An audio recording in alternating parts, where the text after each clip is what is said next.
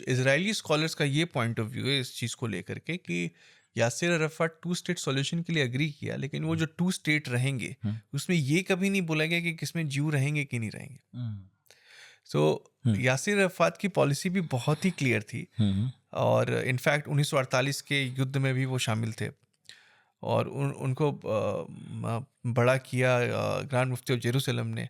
उनके देख रेख में उनकी लर्निंग हुई है। तो जो इंसान होलोकॉस्ट के लिए रिस्पॉन्सिबल है उसके अंडर जो पॉलिटिशियन बड़ा हुआ है, उससे हम एक्सपेक्ट नहीं कर सकते कि वो पीस की बात करेगा। हम्म, और पैलेस्टाइन कभी भी टू स्टेट सॉल्यूशन के लिए अग्री नहीं करता है, नहीं अग्री किया है। हम्म, जो ऑस्लो अकॉर्ड हुआ था, it was may be for many reason जो अभी जिसके बारे में हम बात कर रहे थे, लेकिन लार्जली जो पैलेस्टीनियन पॉपुलेशन थी वो भी उस वक्त तक उसको एक्सेप्ट नहीं कर रही थी। इसी वजह से हमास पावर में आया। ये हमास से अलावा जो दूसरी ताकतें हैं, मैं उनकी एक बार पहले बात करूँ, फिर हमास से तो करनी ही है। जो हमास के अलावा फिलिस्तीन की दूसरी ताकतें हैं, वो तो मानती हैं अगर टू स्टेट कर लो। तो हमेशा ये पॉइंट ऑफ व्यू जो रेज करते हैं इजरायली स्कॉलर्स, कि ये जब ये बात कर रहे हैं कि टू स्टेट सॉल्यूशन आ जाएगा, लेकिन टू स्टेट सॉल्यूशन में ज्यूज का कितना राइट रहेगा नहीं रहेगा इसके बारे में कभी बात नहीं हो रही वो है। कभी बाद में बात कर लेंगे टेबल वो बैठ के। और नहीं, वो नहीं करेंगे क्योंकि वो जो उनकी थियोलॉजी है वो हमेशा उसके अलाउ लिए नहीं करती। अलाउ नहीं करती है। So until unless they come out in open and they say that we neglect this part of theology. But theology छोड़ के कभी पॉलिटिकली भी तो चलना पड़ेगा, हाँ, प्रैक्टिकली बेसिकली। प्रैक्टिकली चलना चाहिए, हाँ, लेकिन वो इस बात को एक्सेप्ट करते नहीं है कि वो ये भी नहीं मानते हैं कि हम इससे अलग हट करके रास्ता बनाएंगे। और जो भी हम इंस्टेंसेस देख रहे हैं, जैसे जब हमास भी जब पावर में आया उनकी मेजॉरिटी में वो है, इसका अर्थ ये है कि उनको काफ़ी अच्छे से वोट मिली थी। उसके बाद अलग है कि वो सब कुछ डिसॉल्व हो गया, चीज़ें बदल गई वहाँ के वो तो अब बदले ना। अब बदली। लेकिन वो जब आए पावर में उस वक्त it was through the democracy. लोग जो चाहते थे, और कई बार मेरा ये भी मानना है कि हमको दूसरे राज्यों के या फिर दूसरे स्टेट के मैटर में बोलना नहीं चाहिए। उनके लोग जो चाहते हैं उनके हित में जो है वो करेंगे, लेकिन जब वो हमको इफेक्ट करता है तो ये प्रॉब्लम हो जाता है। अब इसराइल इसमें इसलिए इन्वॉल्व है क्योंकि ये उनको इफेक्ट कर रहा है। हमास अपना चाहे कुछ भी करे, और इनफैक्ट हमास को क्वेश्चन भी शुरू में इसराइल ने दिया था, क्योंकि उनको लगा था कि जो दूसरी फ्रैक्शन है जो टू स्टेट सॉल्यूशन की बात नहीं कर रही है उसके खिलाफ शायद Hamas as a liberal force बन करके आ जाएगा। ऐसे बहुत सारी चीज़ें चल रही थी, बहुत सारी अलग अलग थॉट्स थी, लेकिन Hamas came out as a arm of the Muslim Brotherhood. Hmm, और जिसकी आपने बहुत बात की है इसमें, हाँ, वो ये बिल्कुल मुस्लिम ब्रदरहुड का ही पार्ट था। It was in fact the branch of the Muslim brotherhood in Palestine. और बिकॉज हम उसकी बात करें तो मैं ये बिल्कुल रिस्पॉन्सिबिलिटी के साथ कह सकता हूँ कि अगर ये अलायंस हिटलर और अरब्स के बीच में नहीं होता तो शायद हमारे पास मुस्लिम ब्रदरहुड नहीं होता, शायद हमारे पास अलकायदा नहीं होता, शायद आइसिस नहीं होता, हाँ, मुझे हमास। बताइए, क्योंकि आखिरी सवाल मेरा यही है। हालांकि एक सवाल ऑपरेशन बारबोसा पर भी था, आप चाहें तो संक्षिप्त में बता दीजिए।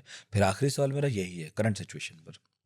सो अगर करंट सिचुएशन को हम रिलेट करना चाहें तो देखिए, अभी हम हर दिन गाज़ा और गाज़ा के पिक्चर्स देखते हैं और हम सबका दिल भर जाता है वो देख करके, और ये बहुत ही ह्यूमन साइक है। किसी को भी ये यातनाएं ह्यूमन के ऊपर पसंद नहीं है, किसी को वो यहूदी अच्छा, को मारो आप, किसी को भी मारो। किसी ईरानी को मारो आप, कश्मीरी को मारो आप, हिंदुस्तान से गए पर्यटकों को मारो आप, और गजा में अब जो मर रहे हैं उन्हें मारो चाहे आप। मतलब कम से कम हिंदुस्तान में तो कोई भी देखता है तो उसे दुख ही होता है। वो जब हमास वाले उतरे थे और घरों में जाके मार रहे थे तो भी गुस्सा था, बहुत ज़्यादा नाराज़गी थी। और आज वही हिंदुस्तानी जब गजा में होते देख रहा है तो उसे अब भी गुस्सा, नाराज़गी, परेशानी होती है। बिल्कुल होती है।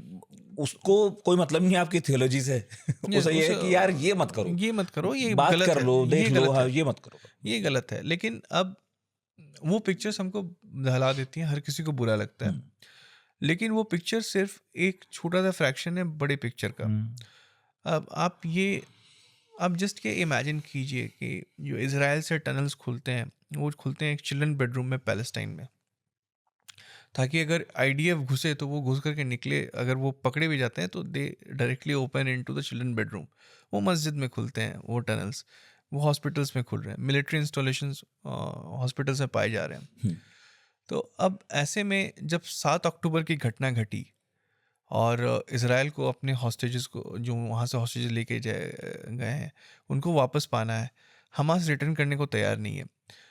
इसराइल क्या करेगा? इसराइल ने एसएमएसेस भेजे कि हम यहाँ इस जगह को बॉम्ब करने वाले हैं, उसने पहले वार्निंग दी है कि हमको वापस कर दो। युद्ध उसी दिन रुक जाता, 8 अक्टूबर को ही रुक जाता अगर हमास ने सारे हॉस्टेजेस को वापस कर दिया होता, लेकिन उसने ये कदम नहीं उठाया। क्यों नहीं उठाया? क्योंकि जो उनका नेशनल एंथम है पैलेस्टाइन का, वो फिदाई है, जिसका मतलब ही है कि आप अपने आप को मारने के लिए तैयार हो फॉर द लार्जर कॉज। हम यासिर अरफात की बात कर रहे थे। यासिर अरफात ने एक बार बोला था कि Palestinian women's womb are my biggest weapon, क्योंकि इसका साफ तात्पर्य था to use them as a human shields.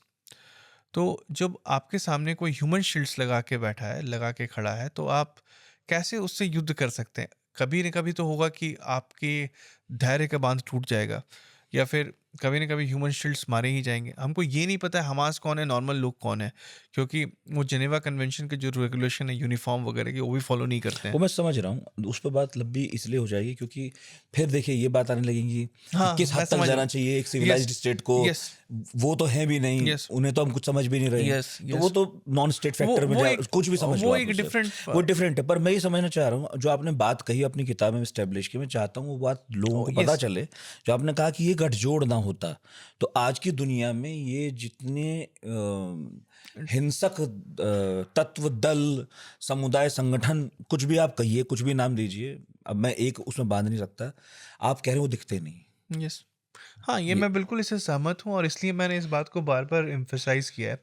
और मेरा जो टर्म है इनके लिए, वो इस्लामोफासिज्म। हम्म, और क्योंकि जब मुस्लिम ब्रदरहुड का फॉर्मेशन हुआ और वो जब आगे बढ़ रहा था, it was very much inspired by Nazism.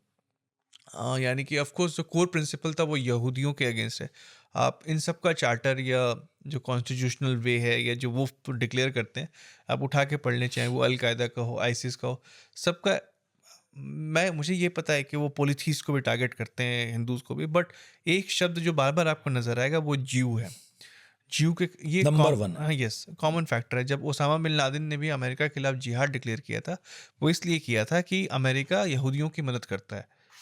ये जब 26/11 हमारे यहाँ हुआ था तो वो ताज के अलावा नरीमन पॉइंट यस, वो एक जहाँ सबसे बड़ा यहूदी रहते रीज़न, थे, सबसे बड़ा रीज़न हाँ है। तो वो तो होगा, वो समझ में आता है। यहूदी हाँ, आपको सबसे, तो हिटलर ने क्या किया, इस बारबेरिक या फिर डिसऑर्गेनाइज सिस्टम को एक सोफिस्टिकेशन दे दिया। हम्म, और हिटलर के आने की वजह से, या फिर नाजिज्म के कोलैबोरेशन की वजह से, कैसे एक ऑर्गेनाइजेशन चलती है जो कि नाजी का फुटप्रिंट था, कैसे जो नाजी ऑर्गेनाइजेशन जैसे ऑपरेट होती थी, उसी तरह से मुस्लिम ब्रदरहुड ऑपरेट होनी शुरू हुई। Al Qaeda was very much based on that. लेकिन अलकायदा और मुस्लिम ब्रदरहुड के बीच में एक फ़िलॉसफ़ी आती है जिसको कुतुबिज़्म बुलाते हैं। सैयद कुतुब बोल कर के एक इजिप्शियन थे, जिनके प्रिंसिपल मुस्लिम ब्रदरहुड में फ़ॉलो किए गए, हमास में भी फ़ॉलो किए गए, आईसिस में भी फ़ॉलो किए गए। और he was inspired from our Deoband in Uttar Pradesh. वहाँ से आइडियाज़ आए थे। सो ये सब का एग्लोमरेशन हो रहा था, लेकिन इस आइडिया को एक सोफिस्टिकेशन देने का काम जो किया था, नाजीज ने पहले ही कर दिया था। और इसीलिए जब इनका जो वॉरफेयर आप देखते हो, it is very different than the medieval era warfare. क्योंकि जो इनकी थियोलॉजी है उसके हिसाब से अगर ये चलेंगे तो वहीं पे अटक के रह जाएंगे। लेकिन उन्हें वॉरफेयर को बहुत ही मॉडर्न बनाया, ऑर्गेनाइजेशनल सिस्टम आया, कैडर्स बनने लगे। सो आप एक टेररिस्ट ऑर्गेनाइजेशन को भी देखोगे तो आप बिल्कुल आर्मी की तरह ऑपरेट करती है। They have got ministries, they have got levels, उस तरह की चीज़ें हैं।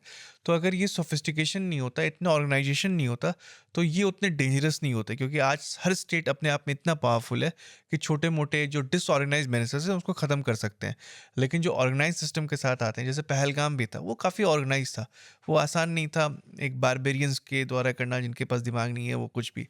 सो it is all because of this Nazi alliance that it gave the sophistication, और उसके वजह से ये सब कुछ इस हालत में जिस तरह एग्जिस्ट करता है। मुझे ये नहीं पता था कि इतने साल बाद हिटलर को मैं इस परिप्रेक्ष्य में कभी देखूंगा। ये पता है कि सेकेंड वर्ल्ड वॉर में हिटलर था, एक बीती हुई बात हो गई, लेकिन आप तो उसे बिल्कुल रेलेवेंट कर दें। आप ये कह रहे हैं कि उसने सिखाया जी, बदले दौर में युद्ध के तरीके, जी, और वहाँ से शुरू हुआ और आज वो और ज़्यादा खतरनाक इंटेंसिफाई हद हो तक गया। हाँ, होते चले जा रहे हैं।